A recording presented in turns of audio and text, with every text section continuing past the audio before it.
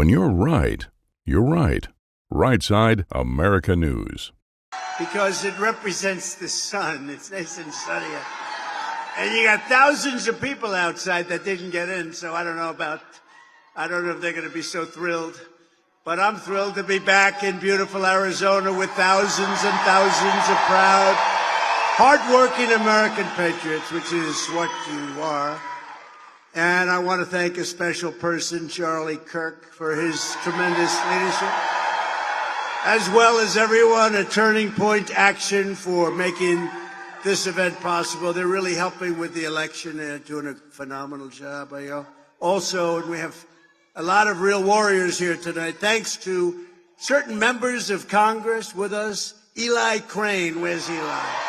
Where's Eli? What happened to Eli? Just saw him back there. There he is. Eli's doing a great job. A very non-controversial man, and he loves your state and he loves our country. Andy Biggs. Andy. Thank you, Andy. Great guy. A woman, I can't believe she's leaving Congress. She would have won by about 99%. But she's doing something very important. She's going to Maricopa County Board of Supervisors. And she has my complete and total endorsement. One of the greatest people. She was just a warrior with impeachment hoax number 1, impeachment hoax number 2, all hoaxes. Everything's a hoax. These people are sick. But I just want to introduce a special woman, Debbie Lesko. Debbie. There you are. Thank you, Debbie. Great job. That's an important job. We got to get them on our side, Debbie. You know, they're Republicans, but they act like Democrats. We got to get them on our side. Another friend of mine, somebody that's incredible. He's tough. He's strong. He loves you, and he likes me a lot because he's always fighting for me. Paul Gosar. Paul, thank you. You got a good location. Good. Thank you, Paul. Great guy. Great, wonderful patriot. All of them are warriors, and sometimes it's not easy, I'll tell you, but they are really something very special. A congressional candidate who's doing a really terrific job. His election was rigged the last time, I will tell you that. You know, they say, oh, please, don't say that. These elections, let me tell you, if we could have honest elections in this country, I would have stopped campaigning 2 weeks ago. We would have had it made. But we don't have that, so we're watching it very carefully, and I'm working my ass off to make sure we get too big to rig. Too big. We want to be too big to rig. You know, there gets to be a point where they can't rig it, so we have an expression. Charlie and I were just talking. It's called too big to rig. Congressional candidate Abe Hamadeh. Abe, thank you very much. And a friend of mine and a really incredible woman who's worked very hard, and she had another one of those elections. The machines just happened to be broken. Only the Republican machines, however. That was a strange situation. She had lines going back 2 miles, and I'm sorry, sir, you'll have to come back about 12 o'clock in the evening. The machines happened to be broken, but she's out there, and she's a warrior, I'll tell you, and she's a very fine person and a she's a great family person and a great person who loves our country. You're going to be your next senator. She's got to be your next senator because she's running against somebody. She's running against somebody who's for open borders. Do you like open borders? I don't think so. You got to elect Kari Lake. She's going to be fantastic. Kari Lake. Kari. Thank you, Kari. She's incredible. She's going to do a good job. The campaign is just beginning. And on this day, we remember and thank the immortal heroes of D-Day who landed at Normandy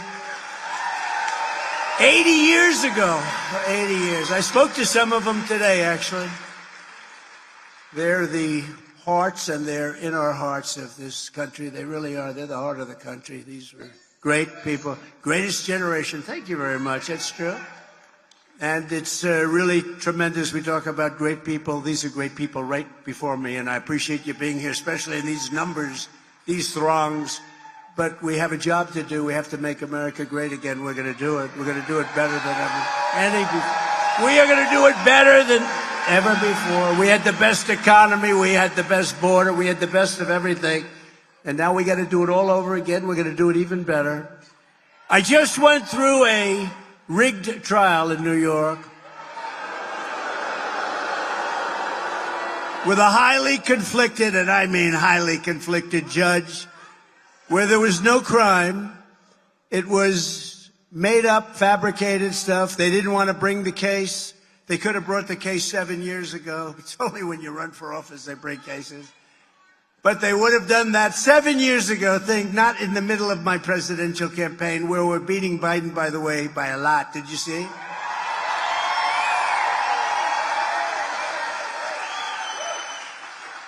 And by the way, right after the announcement of this, more campaign funds were given to this campaign than any campaign, they think, in history.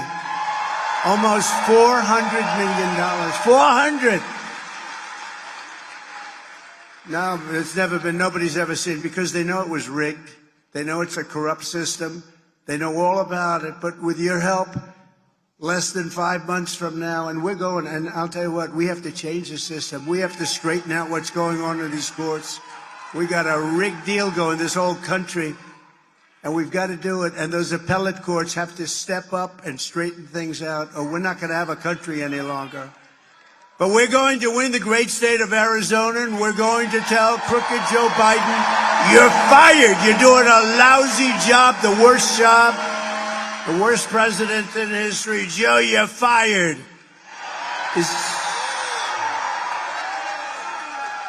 How did he do today? Does anybody have a report? Oh, gee.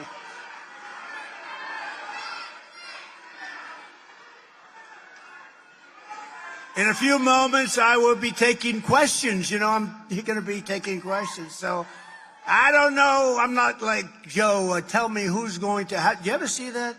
He's got a press conference that lasts for about 2 minutes. And he goes like this. He's reading the card. NBC. Jim. And then they ask him a question, and he picks up the same paper and he reads the answer. They never did that with me. No, we're going to have people asking questions. Whatever they ask is okay. Is anybody going to be watching the debate with this character?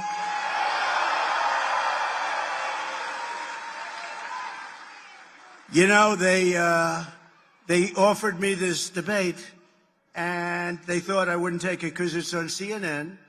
It's Fake Tapper. Does anyone know him, Fake Tapper? They wanted it to be sitting down, seated, and zero audience. And they wanted it to be short, also very short. And I said, I'll take it. Because you know what? They thought I wouldn't take it. Being on CNN, and Dana Bash is very tough to Trump. Dana Bash, another beauty. So I have Dana Bash and Fake Tapper. And they thought, here's what we'll do.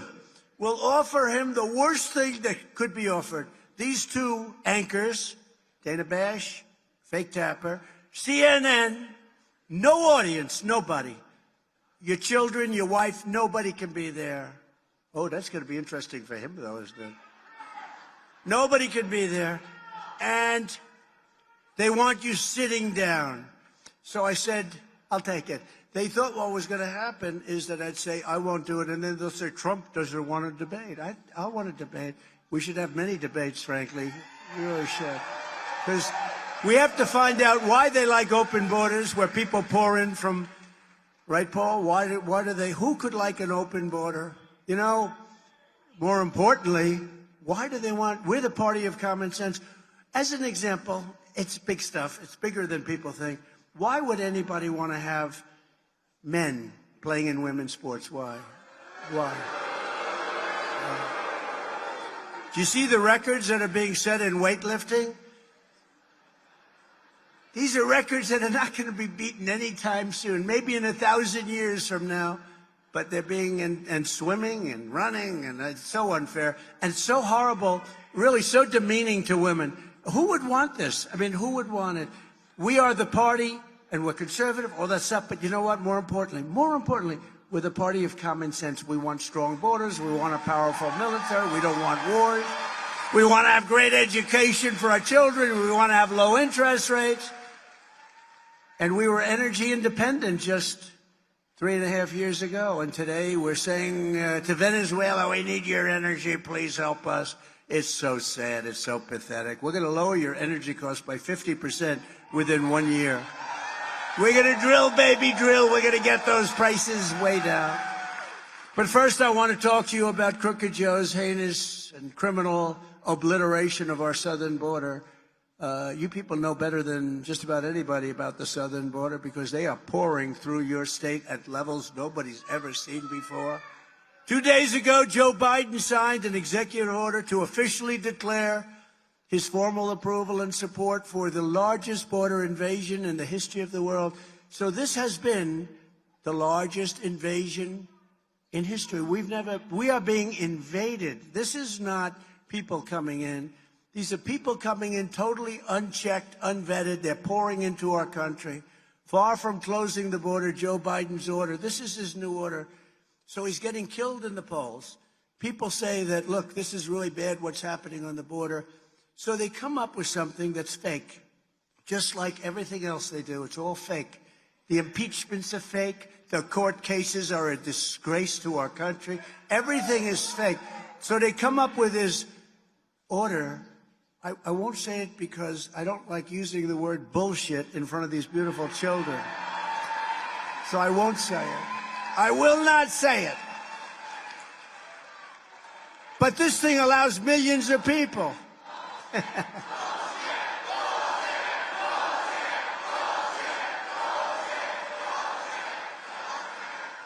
This allows millions of people into our country. Joe Biden's order is pro-invasion, pro-child trafficking, pro-women trafficking, pro-human trafficking, pro-drug dealers. And in all, it's really, they bring death and they bring destruction into our country.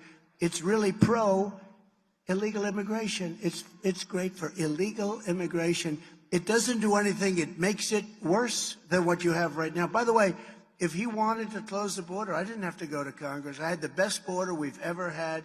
I had the most secure border we've ever had. You know, when I ran in 2016, I ran largely on the border. Border was really bad. I fixed it.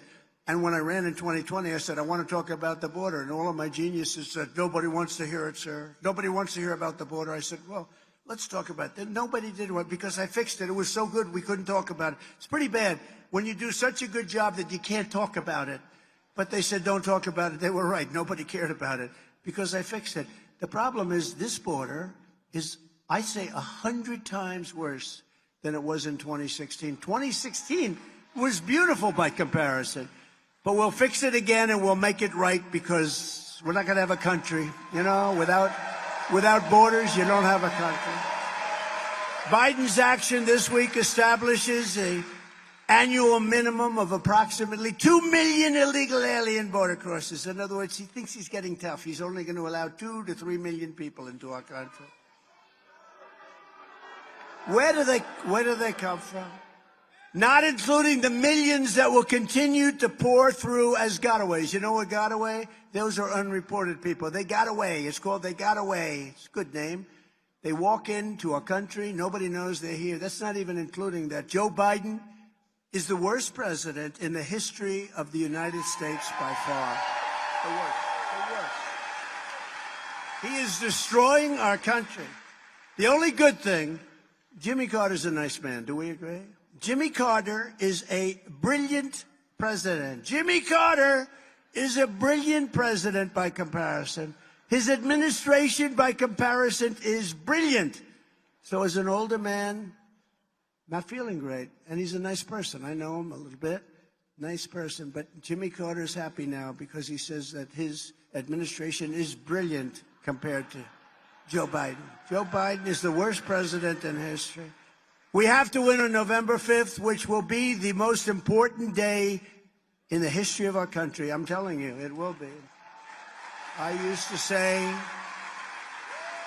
In 2016, I'd say that, not with the same conviction, but I felt in 2016 and 2020, I didn't have to say we had a country that was just amazing. We had the greatest economy in history during that short period of time. We had the greatest in history, the greatest jobs, greatest tax cuts, gave you the biggest tax cuts in history, biggest regulation cuts.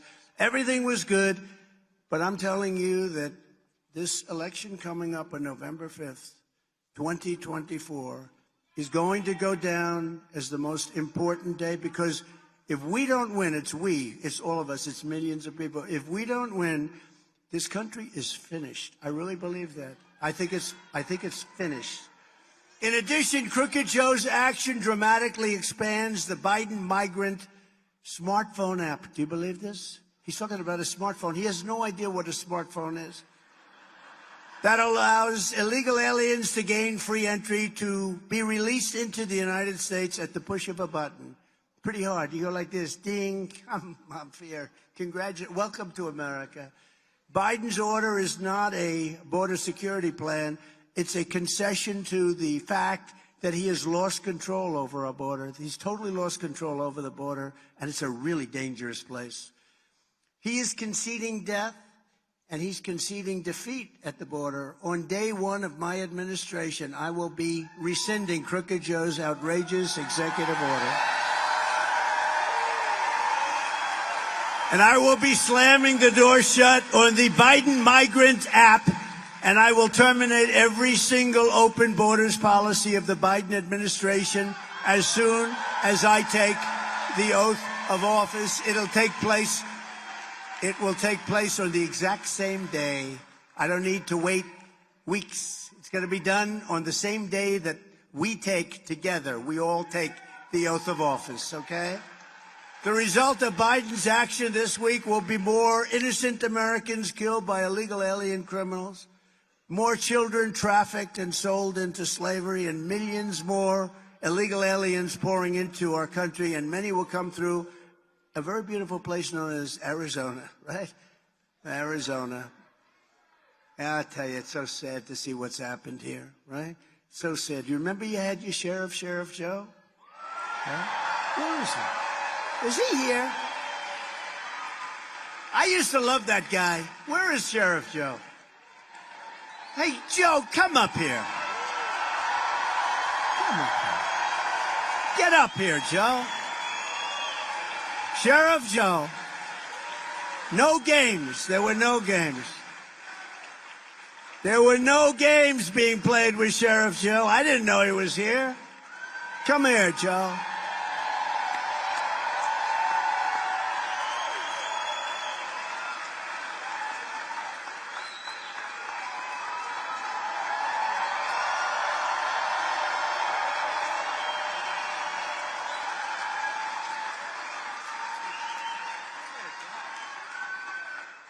I don't kiss men, but I kissed him. We had a real border with this guy. People said he was too tough or too... Now they're saying, where is Sheriff Joe? You know, he's 170 years old, but we want him back. Joe, say something. Hold on. I want to see your birth certificate.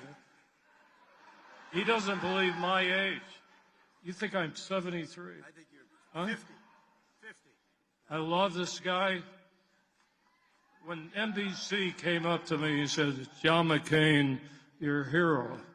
And I paused. Because 4 months before, I woke up and told my wife, and thank you, everything you've done for Ava. Never forget that. Never. So I said about McCain, I'm not going to badmouth him. You know, he still served our country. But when I woke up, I told my wife, I finally found the only hero I ever had in my life, and that's him. That's him.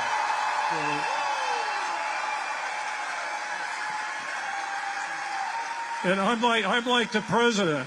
I'm not a typical politician. We talk too much sometimes. But you know what? You talk from the heart. unfortunately, and you get in trouble for that. And what he did for my wife, Ava, I will never forget it. When my wife came down, my wife used to watch Fox, who I never watch anymore, except for your guy. And because she used to watch Donald Trump.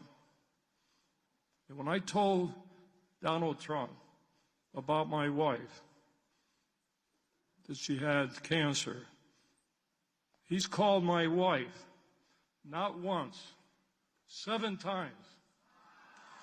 You didn't have to do that.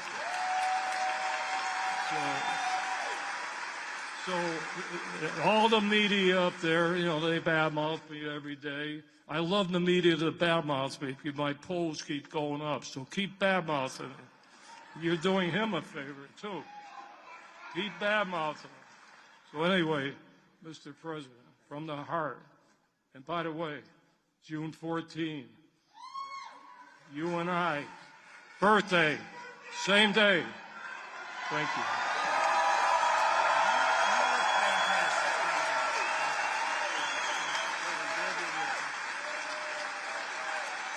Thank you, Joe. Thank you. Grab that railing, Joe. You did perfect.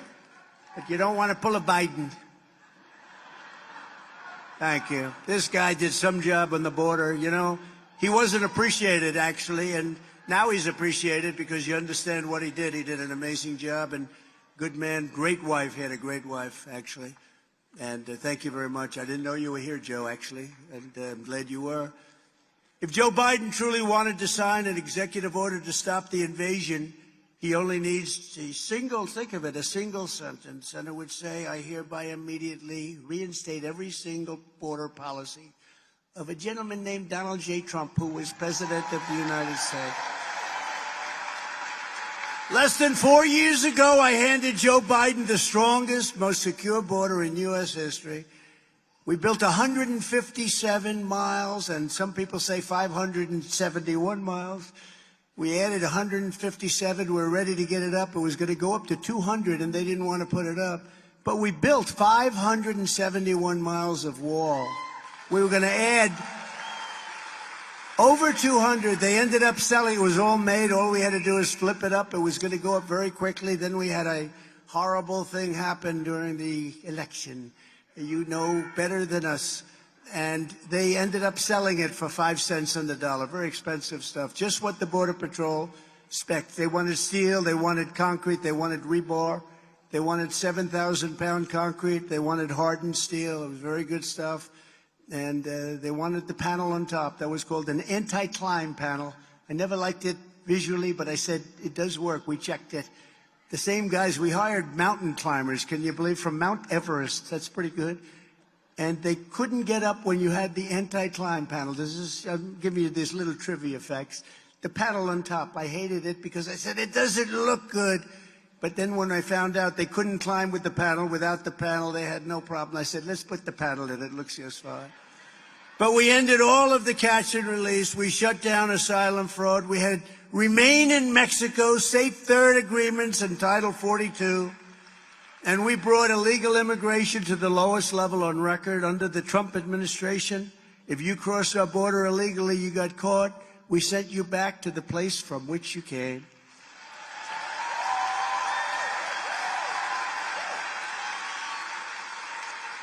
And, you know, they weren't allowed to do that with Obama and Biden. When I first came in, I said, you got to get them out. MS-13. We took out thousands of MS-13 criminals. We sent them back to their place. You had plenty of them here. We got them all out. But I was told, sir, you're not going to be able to do that. Why? Because Honduras and El Salvador, some of the other countries, they wouldn't take them back under any circumstances. They wouldn't take them back. I said, what do you mean? We put them in buses, they blocked the roads. We put them in planes, they put big planes on the runway so you couldn't land. They won't take them back. How long has that been going on for? 10 years, 12 years? It's been going on for a long time. I said, how much money do we pay those countries? Sir, we give them $750 million a year for economic development. Okay, you do. See, 750. Okay, as of effective immediately, inform them they're not getting the $750 million. That was in the evening. That was on a Thursday evening. On Friday morning, like early, 7:30 in the morning, I got almost simultaneously 3 calls, not coordinated, separate calls from the heads of the 3 countries. And I said, what's up? It's early in the morning. Sir, we understand that you're upset about something. Please, there must be a misunderstanding. I said, you won't take the criminals that you send over in caravans, and they have a lot to do with it. They put the people that they don't want in those caravans. You won't take those criminals back, and you're not getting any more money from the United States at all. Sir, there must be a misunderstanding. We would be honored to take back MS-13 criminals. It would be such... And we started sending them back by the thousands,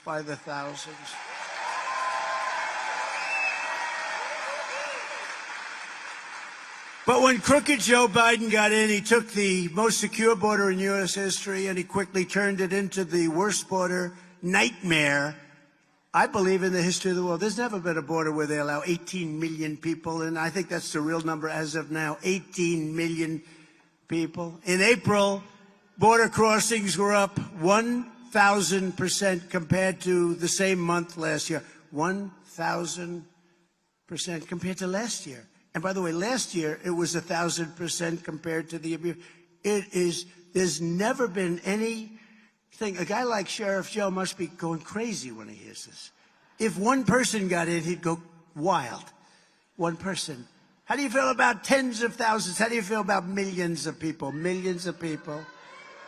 In total, crooked Joe Biden has imported more illegal aliens than the populations of 40 out of our 50 states, and soon that's going to be a much higher number. It could even almost top. I think it's going to end up topping.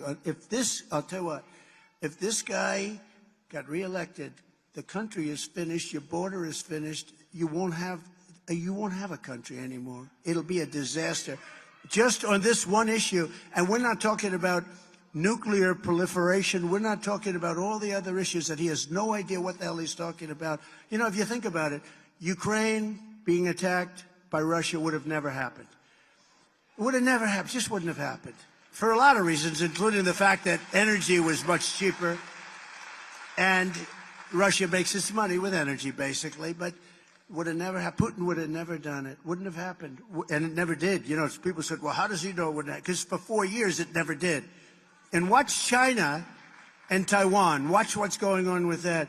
Another thing, Israel would have never been attacked, ever. Would have never been attacked. Iran was broke. Iran was broke. They didn't have money to give out to Hezbollah, to Hamas.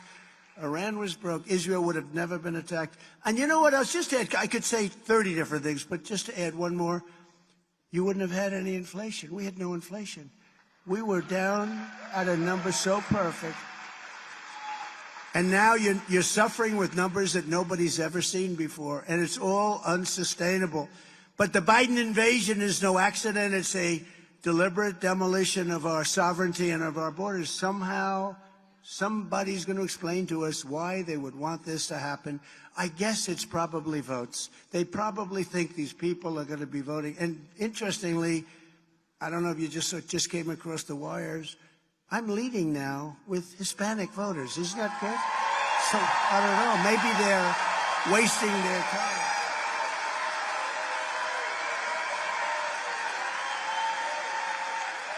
Upon taking office, Joe Biden stopped the completion of that wall. He instituted catch and release across the entire southern border, and he releases them in our country. I had catch and release, too.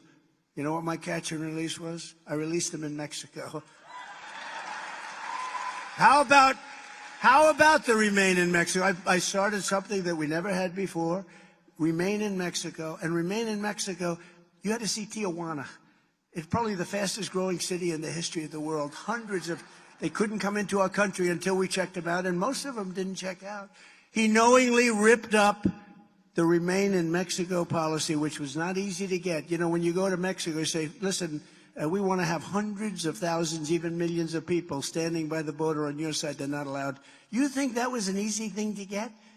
And I got it. And I got 28,000 soldiers free of charge from Mexico. And I said, if you're not going to give them to me,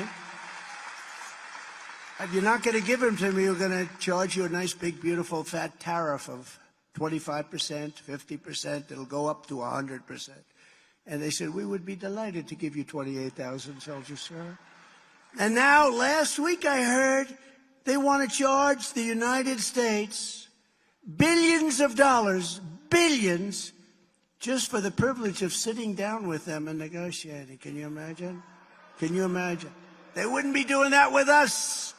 We willfully, think of it, he terminated my Safe Third agreements. A big deal. Safe Third is a big deal. He rescinded Title 42. People are allowed into our country that are very sick with disease that can be easily spread, and they're allowed into our country. It's a big problem, too. You see that. He threw open the gates to millions of fighting-aged males from all over the planet. You saw that. 29,000 people from China. Everyone looks like he's ready for the military. It's like, I said, are we crazy or what? What the hell are we doing to our country? This guy is so incompetent. He's so bad. And the only chance they have is all of this weaponization stuff. They're going after everybody. If they focused the same energy on making America great again, it'd be, I probably wouldn't have even run. I ran because I saw such stupidity. And I won because you all agreed with me.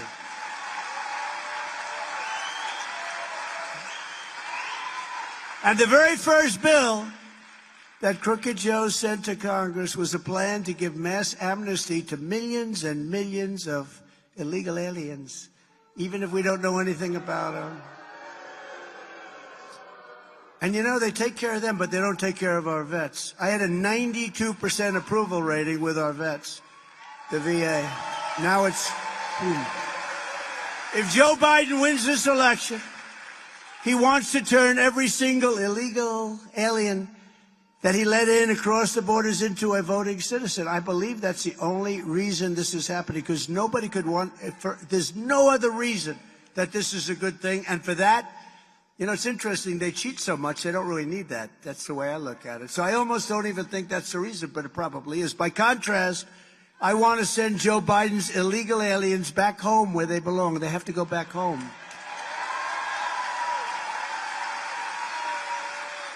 Because quite simply, Joe Biden wants an invasion. I want a deportation. I want a deportation.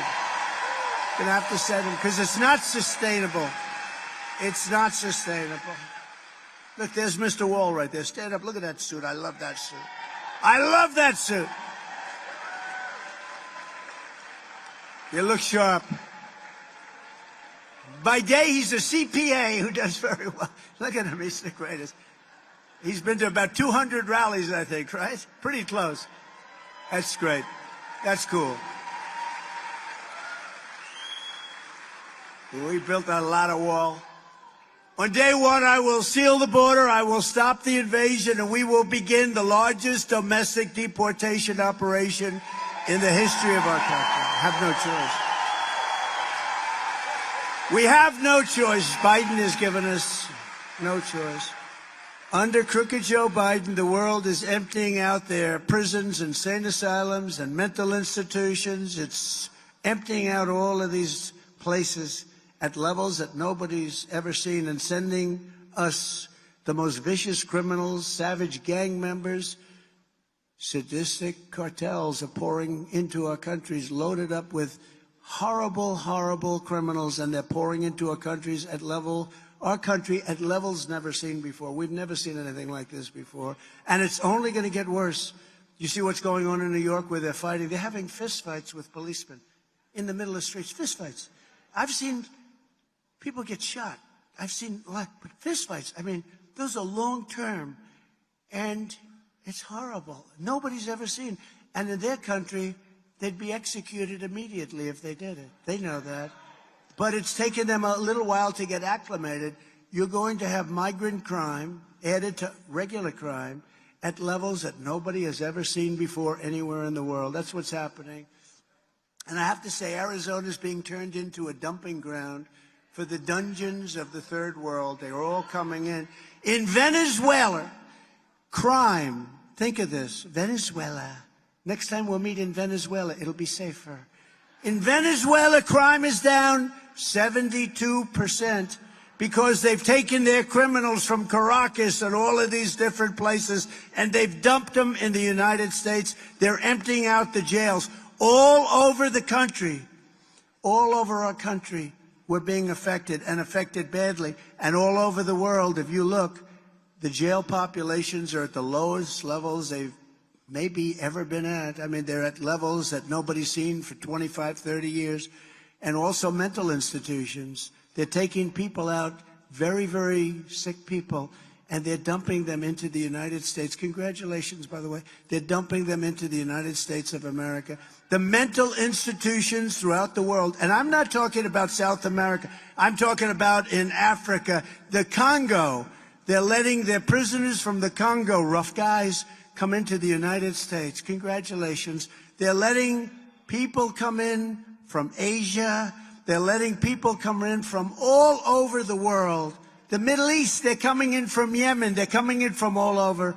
They're coming in by the millions, and they're coming in from the prisons and the mental institutions. And can you imagine the money they're saving? And can you imagine how much nicer it is?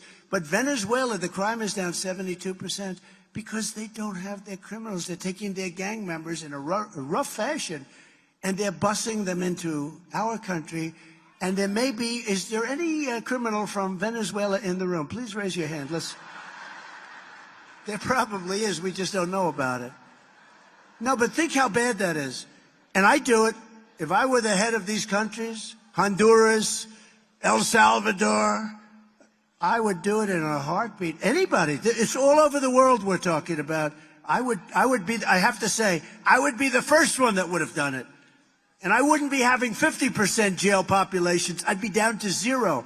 They'd all be in the United States of America getting money for all of the different things that they get. They get cell phones. They get hospitalization. They get education. Even though they can't speak a word of English, they're taking the seats of people, and the instructors talking English, and they have somebody speaking, in some cases, languages that we'd never even heard of. You know, there are a lot of languages that we don't have here. We have nobody that even speaks these languages. And they're sitting down in a school, taking a student's place that might be a hardworking, good student, a citizen, the child of citizens, and they're taking their place. Our country is going to hell, and we're going to stop it.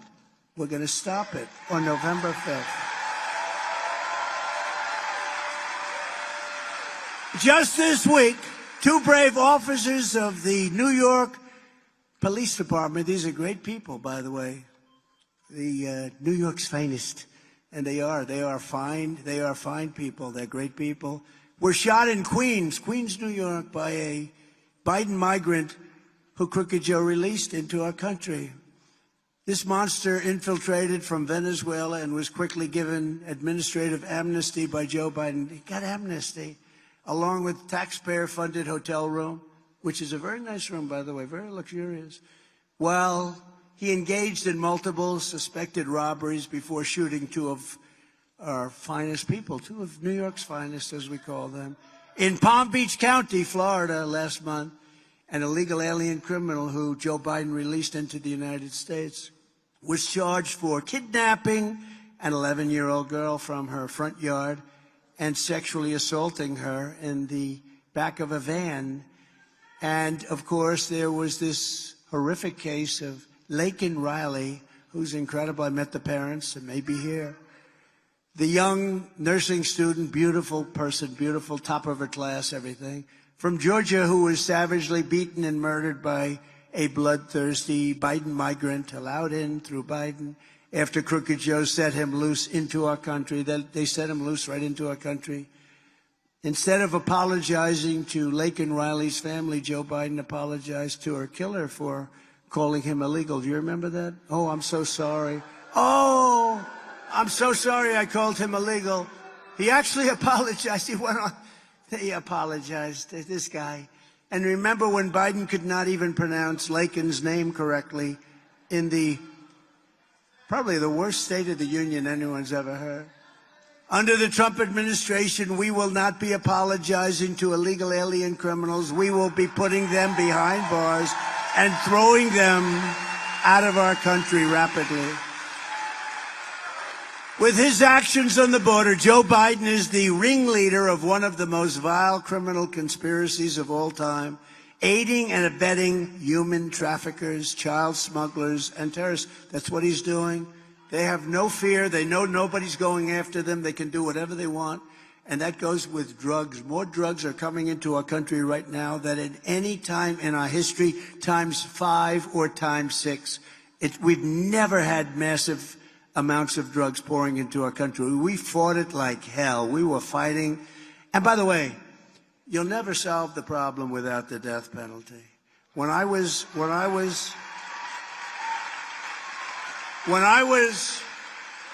in China, I was with President Xi, 1.4 billion people, strong guy, and we got along well until COVID. Then I said, the hell with it, man. It wasn't. What they unleashed on the world was incredible, but we got along well, and he was going to stop the fentanyl coming into the United States. But I said to him, do you have the first meeting, a little naive question, but it's all right, not so bad. Do you have a drug problem? No, I do not have a drug problem. Well, no, don't you have any? No, we have no drug problem. Why? Swift trial.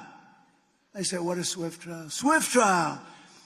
What Swift trial is, they catch the drug dealer, and they gave him a swift trial, meaning a very fast trial. At the end of the trial, if he's guilty, they execute him. Every drug dealer in China said, let's get the hell out of here. Let's go to the United States, where you don't even get a slap on the wrist, right? And I don't know that our country is ready for it. And I'll be honest with you, if you really knew the stats, a drug dealer, on average, during that drug dealer's life, will kill approximately 500 people. Do you know that, Paul? 500 people will die. Families, family members, children, young children, girls, boys, parents sometimes too. 500 people on average. And when you hear that, it doesn't sound so severe. You know, we would set up blue ribbon committees at the White House. We'd get socialites from New York, even socialites from Arizona. They'd sit around the table, they'd talk about it for 5 minutes, and then they'd start talking about what restaurant they're going out to dinner. These people are really tough and they're smart. The cartel people, they run these things like the best corporations in the country. They say they run more efficiently. They know how to do it. They're horrible people. They're killing hundreds of thousands of Americans each year. And when I mentioned it, and I do it purposely, I mentioned the death penalty, and without it, you're never going to solve the problem. If you look at Singapore, if you look at the only countries, essentially, that don't have a problem are people with either really strong crime prevention or countries with the death penalty. And Singapore is another one. They don't even know what you're talking about when you say, do you have a drug problem? Do you have a drug problem? No, we don't have a drug problem. Why would we have a drug problem? We have an unbelievable drug problem. We lost last year, in my opinion, 300,000 people. That's bigger than a war. That's bigger than a war. And so many times they're young people. And so many times it was a mistake. They thought they were taking something else. If you take the head of a pin and put a little fentanyl on the head, if it's a little bit larger than the head of a pin, you're dead. You have no chance. And this is pouring in from China. And I had a deal with President Xi. He was going to give the death penalty to anybody manufacturing fentanyl in China and selling it to the United States.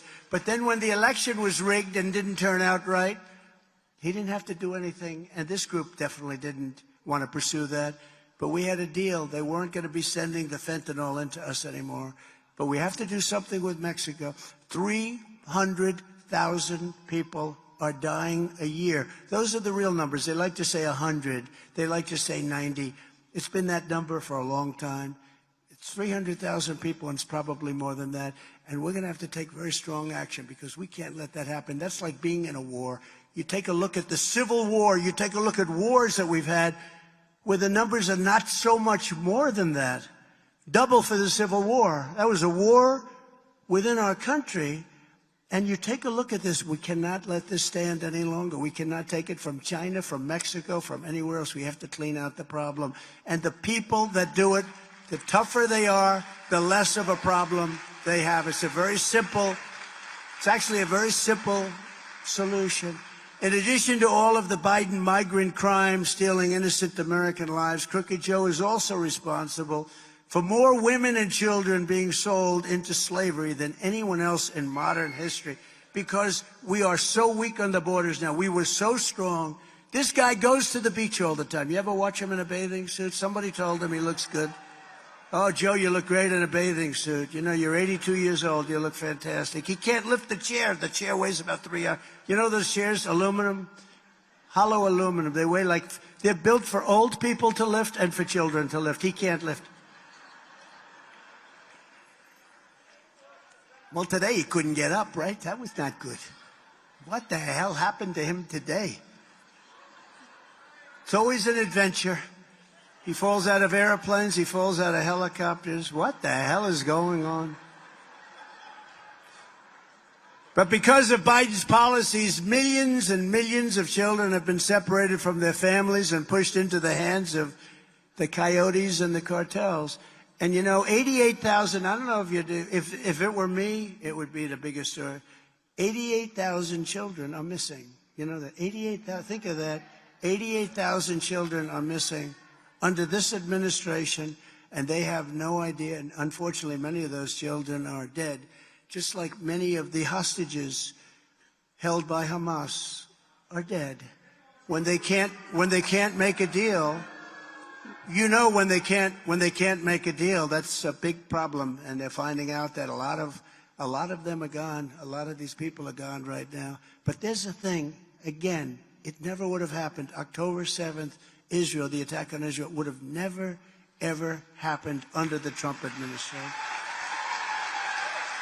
When I'm president, I will use Title 42 to end the trial, and we have to do this, to end the child trafficking crisis by returning all trafficked children to their families in their home countries, and we will do it immediately. Have to do it. We will save countless women and children from slavery and servitude. You know, when you talk about all of the people that are essentially kidnapped, it's another word for it, most of them are actually women. Most of them, they put them in trunks of cars. They have cells built in cars. They close, it's 100 degrees out, it's 115 degrees out. They put women in that to try and sneak them across the border. And they can do it very easily because the borders, we have an open border into our country. But most of those people are, just think of yourself, think of your family. Most of them are women. The Biden border invasion is also an all-out war on the working class minorities of our country, and it's a flat-out economic warfare on African-American and Hispanic-American families and workers. These people are taking the jobs of African Americans. They're taking the jobs of Hispanic Americans, and they're tremendously affected. And you know who else is affected? Is unions. Unions are being absolutely slaughtered because people are coming in and they're taking those union jobs. And I think you're going to see unions start to speak up pretty soon. The illegal immigration is hurting black and Hispanic families more than anyone else. In less than 4 years, Joe Biden has imported millions of low-wage migrants and given them welfare, free health care, and work permits to undercut American wages. People with jobs that have had it for a long time are being fired all over our country. Now, real income for African Americans is down more than 6% under crooked Joe Biden. Think of it. So that's the African Americans are being, and it's one of the reasons, by the way, have you seen the polls? Okay? The polls for African Americans are loving Trump because they're seeing what's happening, and criminal justice reform. And I funded the colleges and black colleges and universities. Nobody else did that. Nobody else even thought of it. And what we're doing is we're getting tremendous numbers that I don't think anybody's seen before, of African Americans coming over to vote for us, and we need those votes because we have to turn this country around. Simultaneously, illegal immigration is causing rent and housing costs to skyrocket, absolutely skyrocket, because we have 15 million new migrants and we have no place to put them. We have no place to put them. And that number is building so fast. We have absolutely no place. In everything that he does, Joe Biden puts illegal aliens first. He puts the cartels first. He puts the open borders, these lunatics first. And he betrays the American citizens. He's betraying the American citizens. Again, I say it all the time. He's the single worst president in the history of our country. You know, until I got indicted. I got indicted 4 times. Can you believe it? I never spoke. You know, I spoke. I'm a politician, I guess. I can't stand the name, but I'm a politician, I guess. I ran. I won. The only thing I did wrong was I beat somebody that I wasn't supposed to beat. We won the election in 2016. And then in 2020, as we all know, I did much better than I did in 2016. We got millions of more votes, but a lot of bad things happened. You know, they used COVID to cheat, et cetera, et cetera. But we're not going to let that happen again. But as your president, I will put African Americans first, Hispanic Americans first, Asian Americans first, women first, men first, people with diplomas from the top schools first, people without a diploma, that we had them all.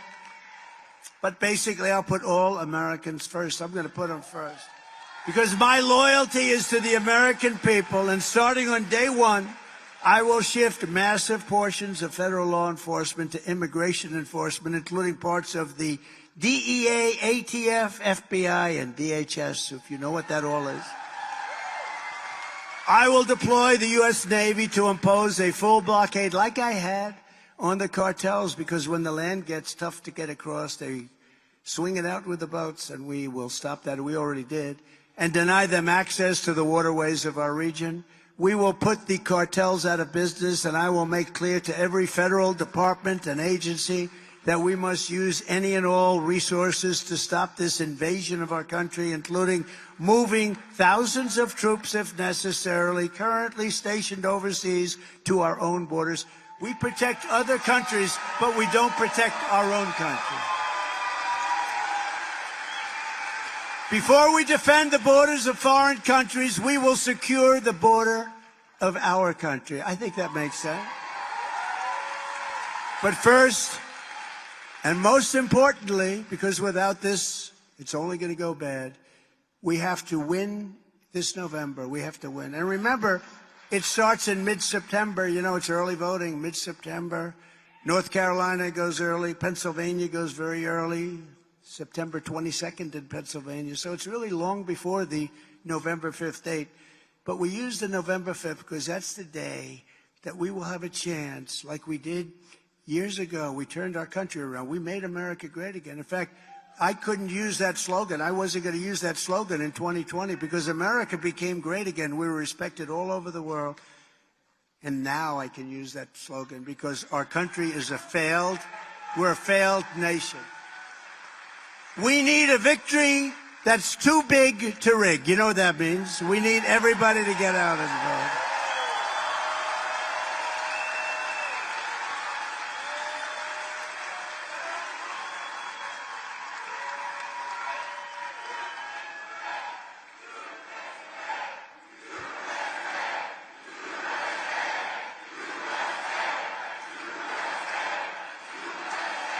Thank you.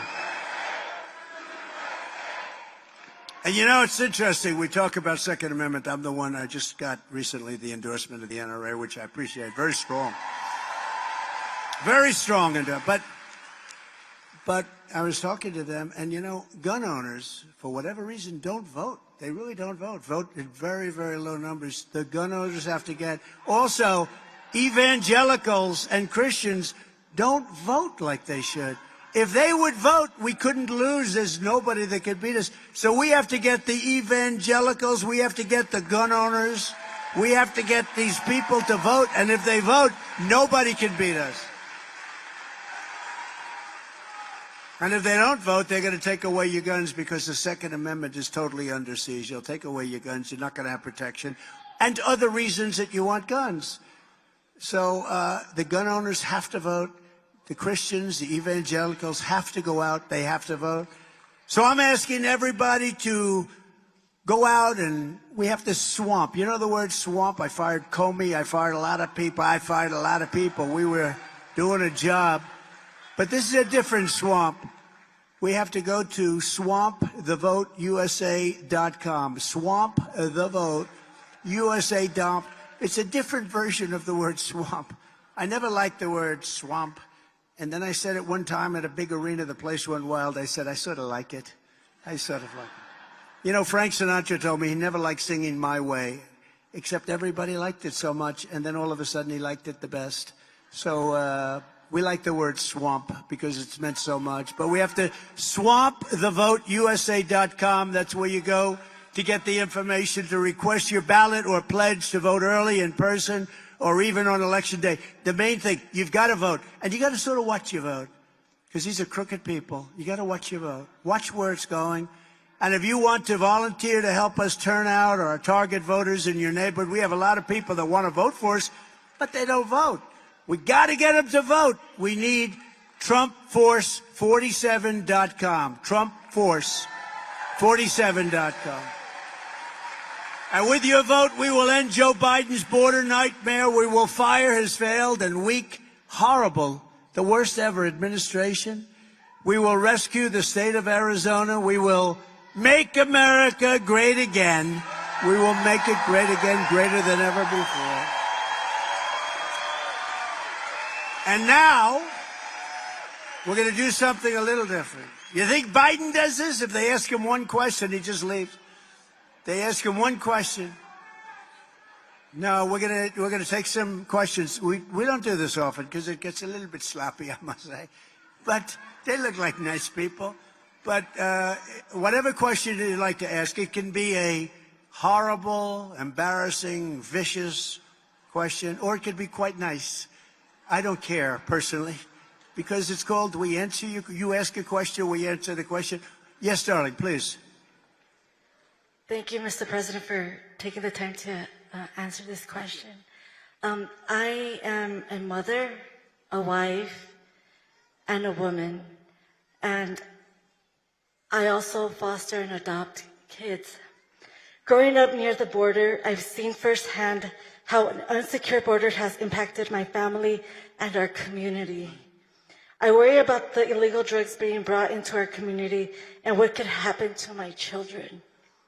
What steps can be taken to reduce the drugs being brought into the country as well, and safety and well-being of families and the community? Thank you, darling. Good. Very good question. It's a very basic question. It's a little bit what we've been talking about, but it's going to be at a level that we have never seen in this country. Even as good as I did, I created the safest border in history. We're going to make it so good. All Biden had to do is let the people stay there, keep the same policies. We wouldn't even be talking about this as an issue. And I think in a certain way, it's just one of the truly big issues. We're going to make our border very powerful, very strong. We're going to stop drugs from coming in. We're going to stop this whole thing with human trafficking, which is a big part of your question. And we're going to make your homeland safe for you to stay with your family, where thousands of people aren't pouring in and looking through your windows. And what they're doing here in Texas, and by the way, the governor of Texas has done a very good job of closing it up. But here they haven't done that. They haven't done that. And in California, they haven't. 82% of the people are coming in now through California, Arizona. So we're going to have to close it up. We're going to close it up. We're going to use federal powers to close it up. Thank you, darling, very much. Good question. Yes, sir. You're a good-looking guy. Look at that guy. Looks like a banker from Wall Street. You can see I'm an old man, and I have grandchildren that I want to see taken care of. Right. And I love them, and I want them to know that they can have the same life that I have had. Oh, it's very nice. What are you going to do about that? We're going to make sure that they have the same. You know, I mean, I could just see how incredible you are by the emotion of that and the way you asked the question. We're going to make sure they have the same life that you had or better. We're going to make it safe. We have to give authority back to law enforcement so they can properly protect people, because right now the law enforcement is just not allowed to do their job because crime is so bad. Crime is so bad in the cities, and one of the things I said is we're giving immunity. We're going to guarantee people, they lose a law enforcement person, they go and stop people from robbing stores. You go to some of these department stores where 500 people walk into the stores. They walk out with air conditioning. They strip the whole store. The company goes out of business. The store is vacant for 25 years. The whole city becomes a slum. And if you do anything as a law enforcement person, they take away your house. They take away your family. They take away your pension.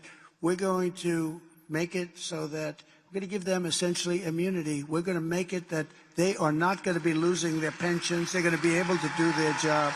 And we're going to get life back to where I know exactly the life that you're talking about. It was a life of common sense. It was a life where there was no crime. There was nobody getting bopped over the head when they weren't looking, getting pushed into a railroad train or a subway. It's just horrible what's taking place. It's horrible. It's evil. We're going to get it back to common sense. We're going to have law and order. Thank you. Great question. Thank you. Great question. Yes, ma'am.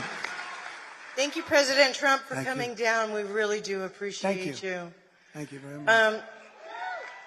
I'm in the unique position of having two children that are in their 30s and a set of girls in there that are teenagers.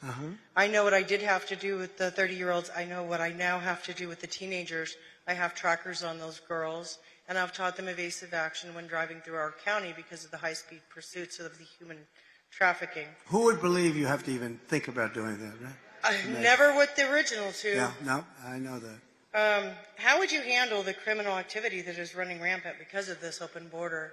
Because all of this is from this open border. Okay. Strength, and we're getting them back.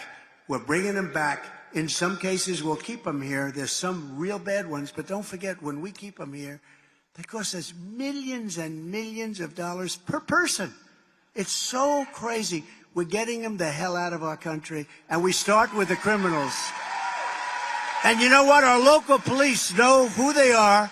They know their first name, their middle name, their last name. We have to give authority back to the local police, who are fantastic people. Okay? Thank you very much. We'll get that stopped, and soon. Yes, sir, please.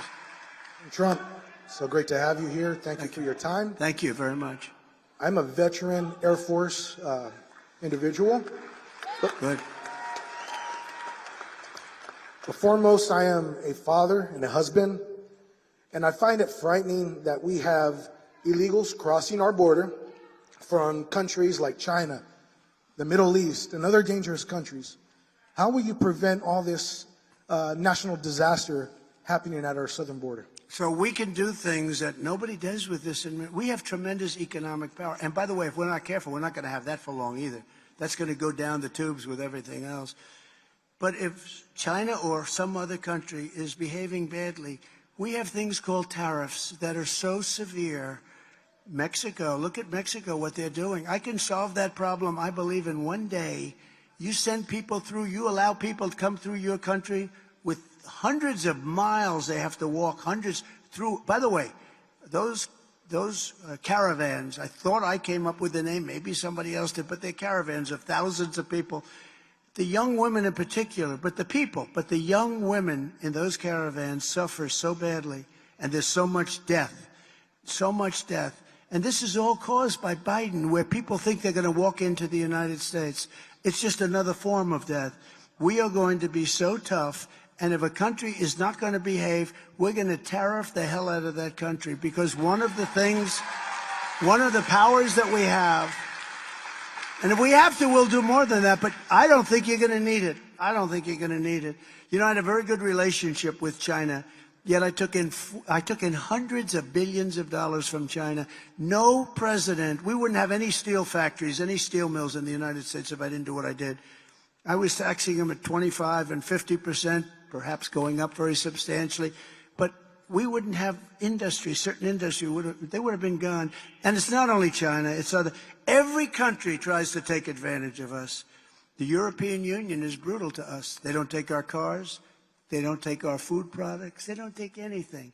We have a tremendous deficit You know, the European Union sounds so nice. They're very tough. We have hundreds of billions of dollars of deficits. We had that really going great.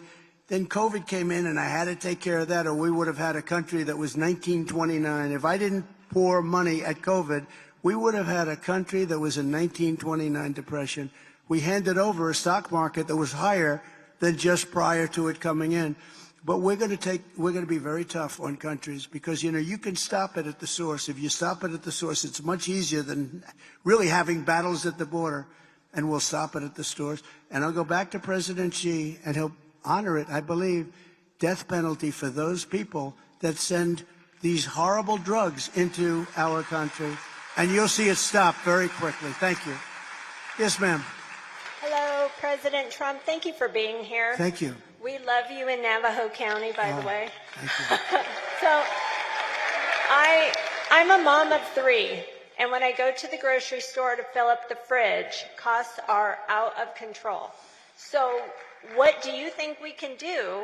We need to bring those costs Got to back bring down. them down.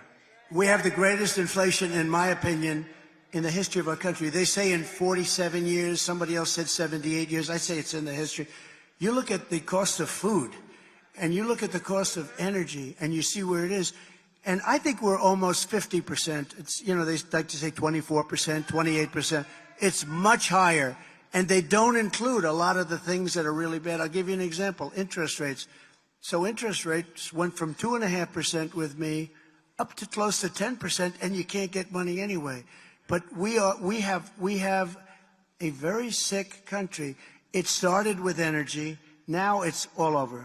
And now energy isn't as bad as food.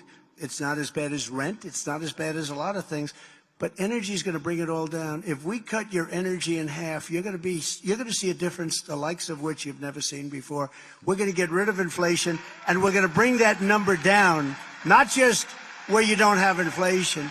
We're going to bring those costs down, because it's the biggest thing I hear is people going out to the grocery store. They make the same amount of money, but they can buy half of the product. They buy half, and it's the single. I'll tell you what, it's the single biggest. I even have that here. I have something here. Let me see. Because you asked this question, I think I'll show it. Should I show it? I don't know if you can see it. Look. Tic Tacs. This is what inflation does.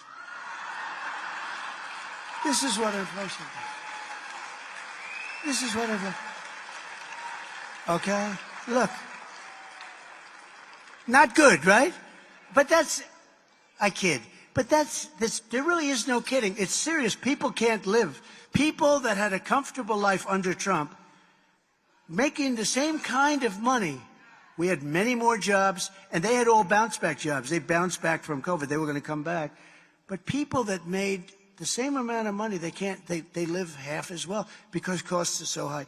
Inflation is known as a country buster. It busts up countries. It busted up Germany years and years ago.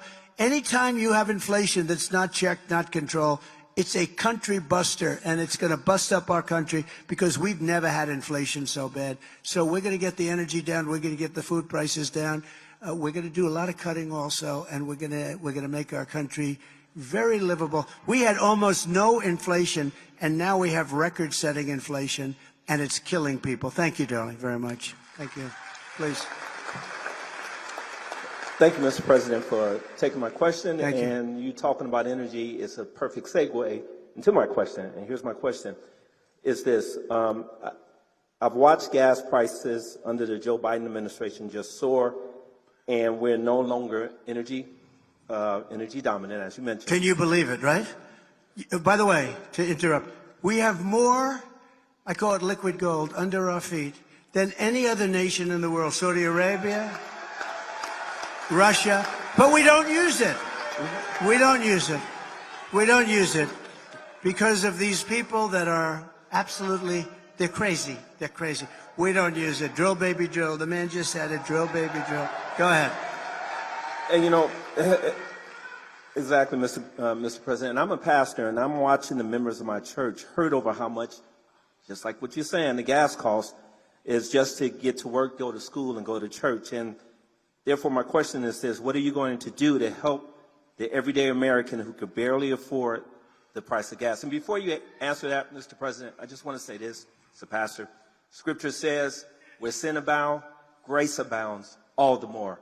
And we want to thank you for tapping into the greater grace that's going to eliminate and bring this country back into the greatness. Thank you, Pastor. Very good. You can be my pastor any day. Thank you, Pastor. I appreciate it. We can get energy started. You know, you have places in this country that you're very high. Your energy is very high. But you have the New England states that are the highest in our country.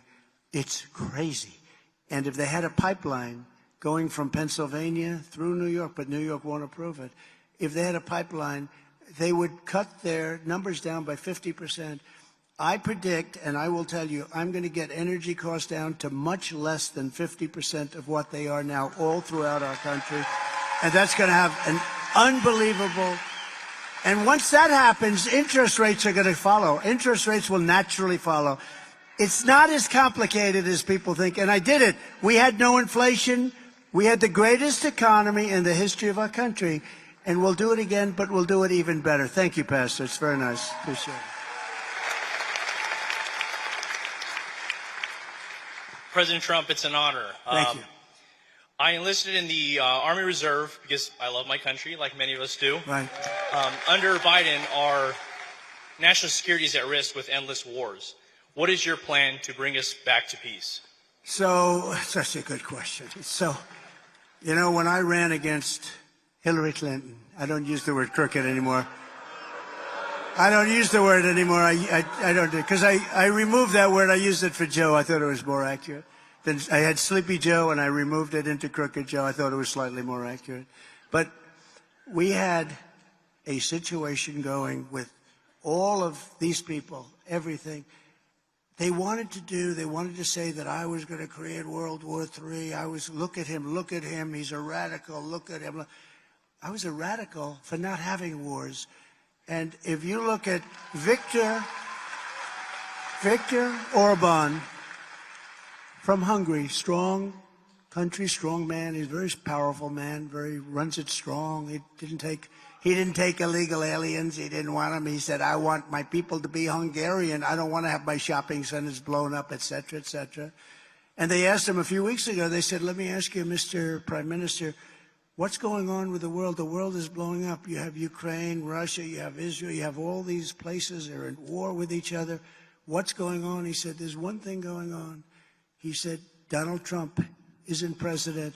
If Trump is president, it's all going to end. They all respected Trump, and it's true.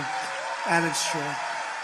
So they said that, oh, look at, Hillary said this, look at Trump, just look at this guy, he's going to go to war, he's going to take us. No.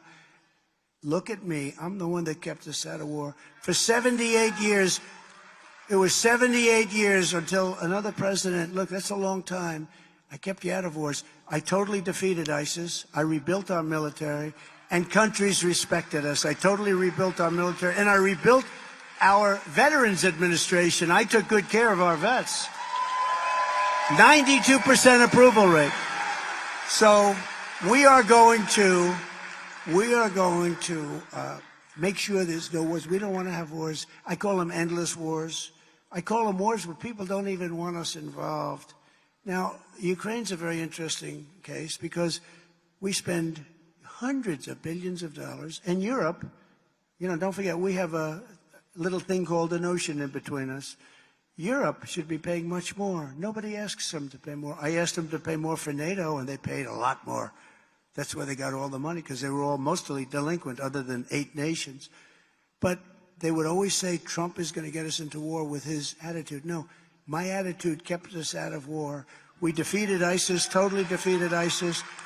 We got out of Syria. We got out of Iraq.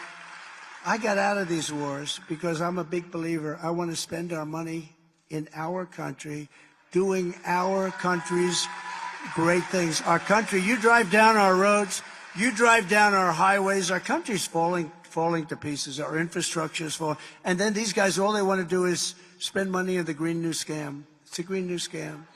I mean, the things they're spending money on, it's like throwing the money out the window.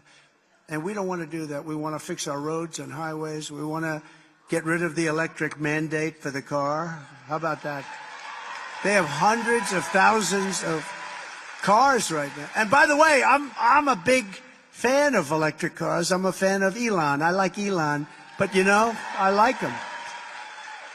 And I think a lot of people are going to want to buy electric cars. But if you want to buy a different type of car, you have to have a choice. Some people need to go far. Some people don't want their car built in China. Some people, you know, there are advantages to other. And basically what people have to have a choice. And you know what? You have to have choice also in education. You're going to have choice in education, and you're going to have choice in what you buy. And that has to do with electric. The electric cars don't go far. And by the way, they're incredible. He does an incredible job with Tesla. And I tell him, I said, you know, and I think he agrees with me, frankly, but you can't. They don't go far. Same thing with the trucking industry. I met with the trucking industry the other night. They said they want us to switch to electric trucks. They have to stop 6 times going to California with a load of diesel. They don't have to stop at all. How the hell can you do that? You're going to destroy our supply chain. You're going to destroy everything. You put everybody out of business. So we are going to do things based on common sense. We're not going to allow men to play in women's sports. We're not going to allow people to pour into our country. We're going to get your taxes way down. We're going to save your Social Security. We're going to save Social Security. Biden is putting your Social Security at risk by allowing all of these people to pour into our country. It's at big risk, and we're not going to stand for that. He is putting Social Security at risk. With me, your Social Security is 100% safe. Okay? Please. Yes, Mr. President. Thank you for taking our questions. Thank you. I'm a retired vet who had to close down my business because of the disastrous Biden economy. It's been tough. What's your plan to make sure other small businesses don't go through the same grinder? Well, they have to. And, you know, it's incredible. We had it going. And I poured money in to our country, and I'm sure you were a beneficiary at the time. But I poured money in to keep those businesses going and to keep people employed because of COVID. COVID was a disaster. And we were able to get through that, and we got through without going into a depression. But with Biden, he's spending money on the wrong things. He's not spending money on you. He's spending money on things that don't work. He's got the most expensive forms of energy ever, where everything's subsidized. He's got windmills all over the place. Every time you see a windmill going up, you need tremendous subsidy. Now, it kills your birds. It ruins your landscape, ruins the value. If you have a house and you can see a windmill, your house is worth half. But it's also the most expensive energy there is. And we have to get back to the basics. And we have to be able to help people like you, not to help his friends who make all this crap. And much of it's made, and you know, a lot of it's made, most of it's made in China. It's made in China. There's something going on why somebody would want to do these things where the product is made in China. That goes for electric cars too, by the way. But the windmills are all made in China and some in Germany, but most of them are made in China. What the hell are we doing, right? We'll take care of you. You watch. Thank you. I understand exactly what you're saying, too. Just hang in. Yes, sir. Mr. President, thank you very much. My name is Jorge Rivas. It's truly an honor to be talking to you again. And real quick, my wife, Betty, would like to say hi to you real quick. Whoa. Look at her. Thank you, Betty. Thank you very much. Latinos really do love you, Mr. President. Thank you. And I do mean that. I love them.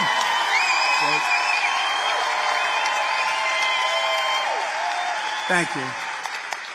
Thank you very much. And besides loving you, we're also praying for you, Mr. President. You'll be all right. Thank you very much. Thank you very much. Very nice. My wife and I own a small restaurant in Tucson, Arizona, Sammy's Mexican Grill. Right. And since the pathetic Joe Biden administration took over, the prices of everything that we use doubled just a couple of months after they took over. So would you be helping us out? And is there going to be some baby drill? Yeah. You know what's so interesting about it?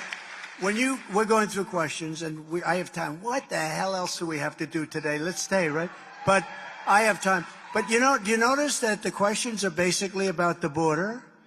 Think of it. All these questions, almost everyone about the border, they want border security, and they also want help on inflation because you're getting killed with inflation.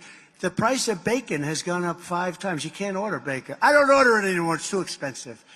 But bacon, as an example, has really, eggs, all of this stuff, it's gone up at levels that nobody has ever seen before. But I believe the energy is going to bring it down. I think we can bring it down. And then once it starts that spiral, it's going to be a beautiful thing.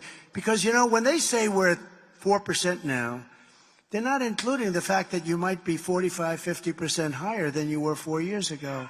So it's not 4%. We have to get it down. We have to bring it down.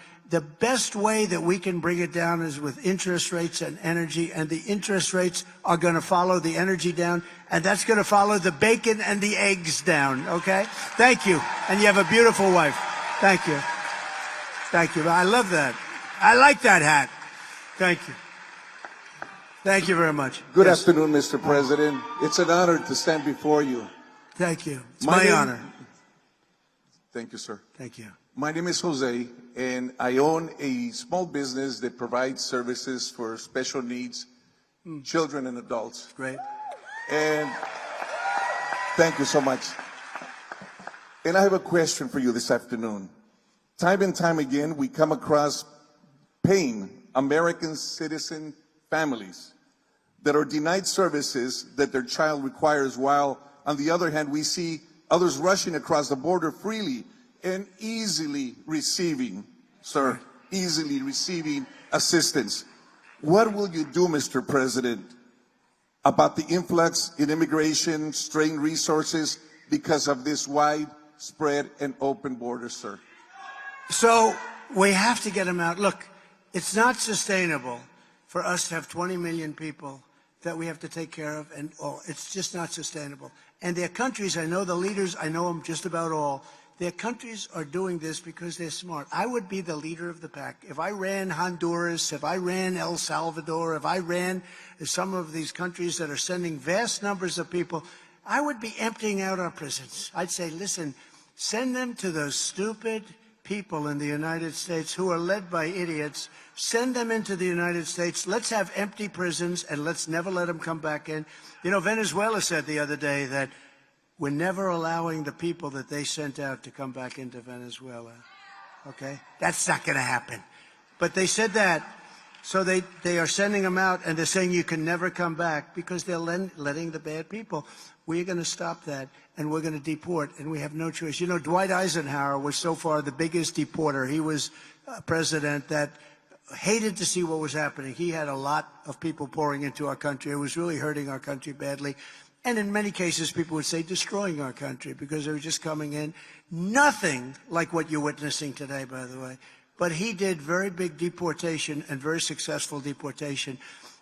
If we had a choice, it would be nice not to have to do it. We have to do it because this is not sustainable for you or for any other business in this room. It's not sustainable for our country. So we're going to deport, and we're going to get it back, and we're going to bring our country back, and we're going to make our country bigger and better and stronger than ever before. Thank you. Thank you very much. Hello, Mr. President. My name is Jeanette Garcia. I am an Army combat veteran, a prior federal police officer here at Luke Air Force Base. I've seen a fair share of challenges in my life. I'm a domestic violence survivor as well as sexual assault. I'm a single mother, and the crime rate's rising. I'm really worried about the safety of our communities and families. What specific steps are you planning to take to tackle and make our communities safe again? We have to back our police. We have to back law enforcement. We have to give them back their respect and their honor and their dignity, and they're great people. We have to do it. And the people that are most affected are really the minority communities. Those are the people that are most affected.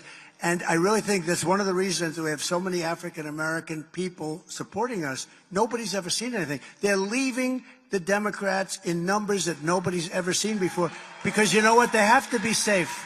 They have to be safe. Thank you. That's a great point. Thank you. Please. It's a beautiful baby. Thank you. Can't do better than that. That's beautiful. Go ahead. Thank you. Hi, Mr. President. Hi. My name is Emily. This is my daughter, Felicity. We live in northern Arizona.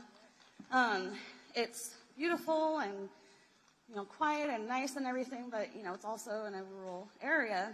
My concern is that the nearest equipped trauma hospital is over an hour and a half away.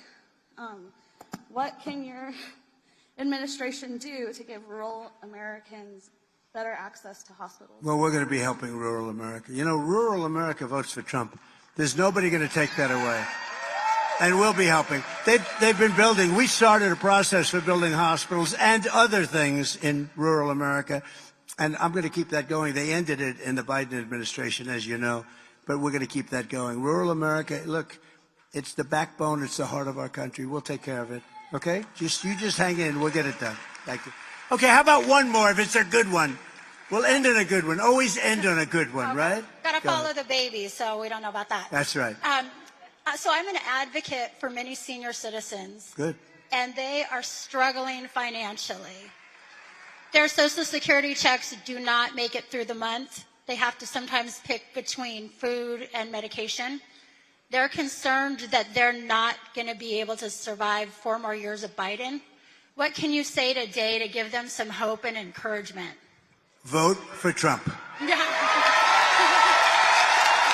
can I say? Because they won't survive through Biden. I think that's a good question. Thank you.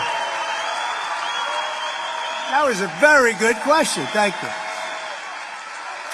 So we'll just end by saying it's been an honor to be with you. So interesting, though. Everything was about the border and about inflation and the economy. It's incredible. And every question, some of it sounded repetitive, but it wasn't really repetitive. It was just from the heart. And frankly, it very much is about the border. The border is destroying our country. We're being destroyed in many ways. We're not respected in the outside of our country. I say we have the enemy in from within, and we have the enemy from the outside. And I'm telling you, we are in more danger from the enemy from within with these lunatics, these fascists, these communists, and we're going to stop that also. But it was so interesting to get those questions because they all concern the economy, inflation, and the border, and we're going to take care of it all. We're going to make America greater than ever before. Thank you very much, everybody. Thank you. Thank you very much. Great.